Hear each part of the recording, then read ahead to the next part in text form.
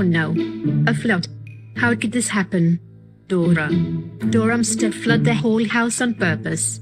Dora, get your butt over here right now. What is it, Mom? Dad and Grandma? Did you flood the whole house on purpose?